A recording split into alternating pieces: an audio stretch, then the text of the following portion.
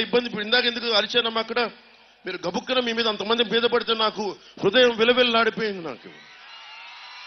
అలాంటి మీకు అలాంటి 30,000 మంది ఆడపిల్లలు ఈ ఆంధ్రప్రదేశ్లో అదృశ్యం అయిపోతే ఈ ముఖ్యమంత్రి ఒక్క మాట మాట్లాడాల.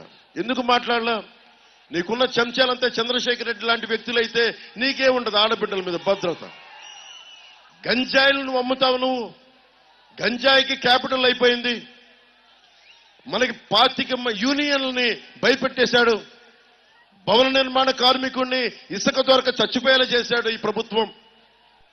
25 యూనియన్లు ఉన్నాయి. ప్రతి యూనియన్ ని భయపెట్టేయడమే. పోర్ట్ యూనియన్ అని చెప్పండి, లారీ డ్రైవర్ యూనియన్ చెప్పండి, అందరినీ భయపెట్టేయడమే. ఏం చేయాలి మరి దీనికి? పవన్ కళ్యాణ్ ఒక్కడొస్తే సరిపోదు. పవన్ కళ్యాణ్ ఒక్కడొస్తే సరిపోదు. అన్నా మీ వెంట ఉంటాం అంటే సరిపోదు.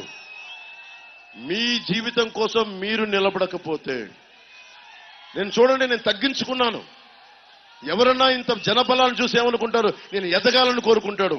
నేను తగ్గి కొండబాబు గారికి ఇక్కడ నిలబెట్టేలా చేస్తాం మేము. దేనికి అంటే ఈ నేల నా మాతృభూమి, ఇది నా ప్రజాస్వామ్యం, ఇది లక్షల మంది చనిపోయారు. ఈ నేలని నేను కూడా కాపాడుకోకపోతే ఇంకెవడు కాపాడుకుంటాడని ఒక బాధ, ఆవేదన నన్ను ఇక్కడ తీసుకొచ్చేలా చేస్తుంది.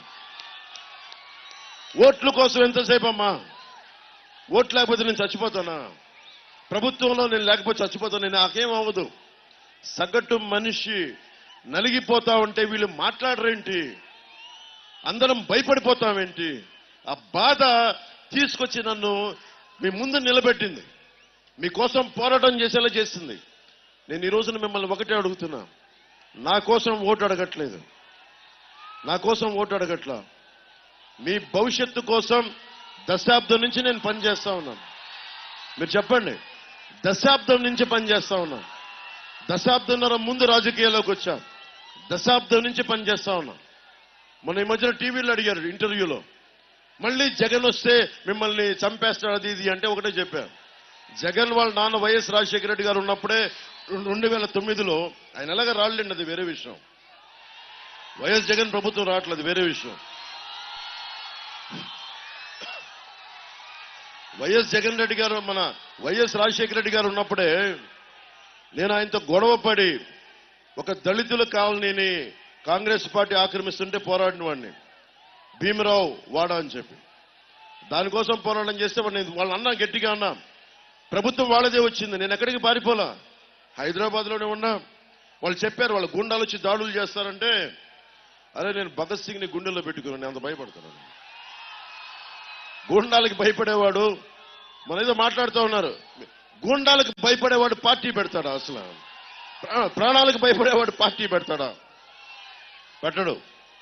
నేను బతికున్నంత వరకు, నా శ్వాస ఉన్నంత వరకు, నా శరీరంలో ఆఖరి శ్వాస వరకు జనసేన పార్టీ నుంచి నా ప్రజాస్వామ్యం, నా మాతృభూమి, నా నేల, మన తెలుగు రాష్ట్రాలు, తెలంగాణ, మన ఆంధ్రప్రదేశ్, వీటికి నిలబడటానికి నేను ఉన్నాను ఇక్కడ.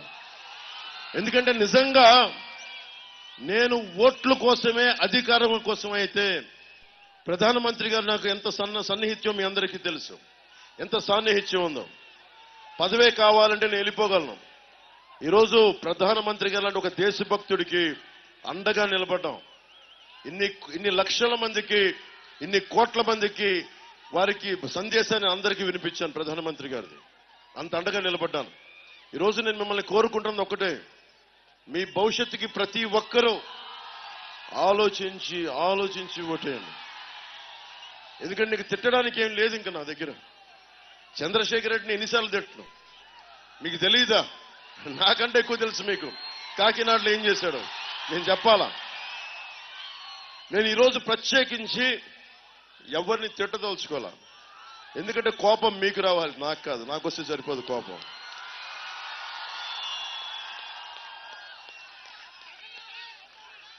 నాకు వస్తే సరిపోదు, మీకు రావాలి. మీకు అన్యాయం జరుగుతుందా లేదా మీరు ఆలోచించుకోవాలి. ల్యాండ్ టైటిలింగ్ యాక్ట్ ఉంది. మీరు ఆలోచించండి, మన పాస్ పుస్తకాల మీదేమో జగన్ ఫోటో కావాలి.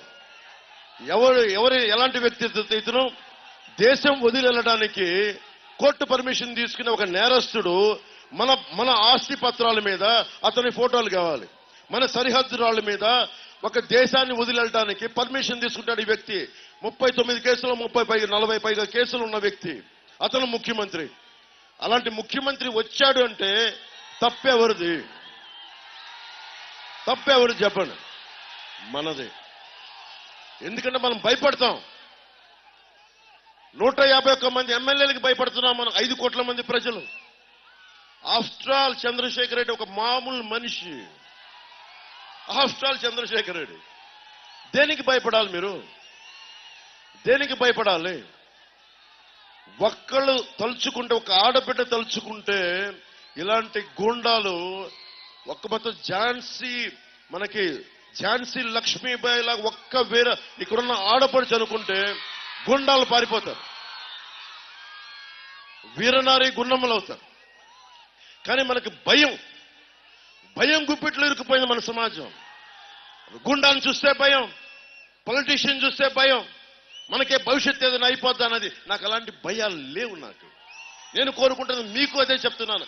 భయాలు వదిలేయండి. మీరు ప్రజాస్వామ్యాన్ని మనం పరిరక్షించుకోకపోతే ఎవడు పరిరక్షించుకోలేడు.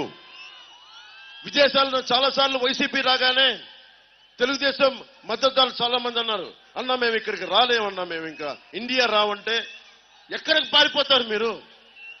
మేము అమెరికాలో ఉండిపోతామన్నారు. అమెరికాలో ఉంటారు. మీరు ఏం చేస్తున్నారు? బ్లాక్ లైవ్స్ మ్యాటర్ అని చెప్పి అక్కడ మరి నల్ల జాతీయులు పోరాడుతూ ఉన్నారు. వైట్ లైవ్స్ మ్యాటర్ అని చెప్పి తెల్లవాళ్ళు పోరాడుతూ ఉన్నారు. నిజంగా చెప్పాలంటే బ్రౌన్ లైవ్స్ డజంట్ మ్యాటర్. మనలాంటి బ్రౌన్ స్కిన్ ని, మనలాంటి తోల్ని అమెరికాలో నిజంగా గుర్తిస్తారా? ఎప్పుడు మన సెకండరీ గ్రేడ్ సిటిజన్స్ ఎక్కడికి వెళ్ళినా మన నేల ధర్మాన్ని, మన హక్కుని మనం కాపాడుకోకపోతే ఎక్కడికి పారిపోతాం మనం? ఈ నది, గోదావరి నది ఈ నేలను విడిచి పారిపోద్దాం? మీరు చెప్పండి. చెట్టుకున్న పక్షులైతే పారిపోతాయి ఎగిరి,